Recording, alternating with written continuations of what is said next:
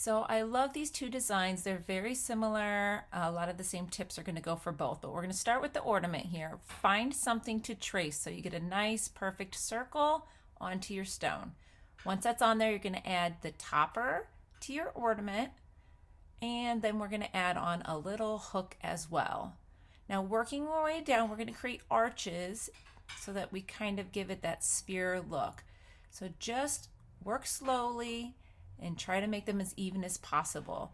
Now, if you get a little bit off, you can always come back and thicken up your line. This is a cute little trick to kind of even it out.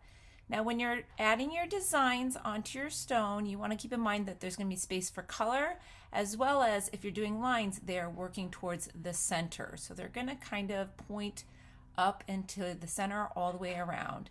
Now I'm going to do some little triangles along this top area. I'm going to do some arches along this line.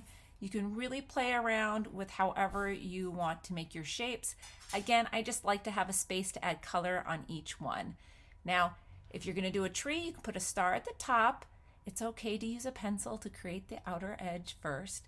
And then we're going to use a post-it note here just so we have a nice straight lines down the sides of our trees. Again, add your arches all the way down your tree. See this one here? I'm just going to go ahead and do two close together so I can fill that in with color as well. And then add a design on each one of your layers that you can add your pop-up color. Now I'm using my 1MR pens for this. You could use extra fine paint pens as well to fill in each of your shapes. And I always err on the side of filling them in all the way, even if I go over the edge a little bit, because I'm going to reline all of this when it's done.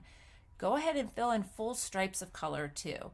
You can add in more lines if you feel like there's a space that needs it. You can use a white eraser on white rocks to get rid of pencil lines as well. Now I'm going to add a little bit of a detail on some of the tops of my ornaments there, and then I'm also going to fill in some of them with gold or silver. It's just a preference. The other ones were silver. It was really hard to tell on here.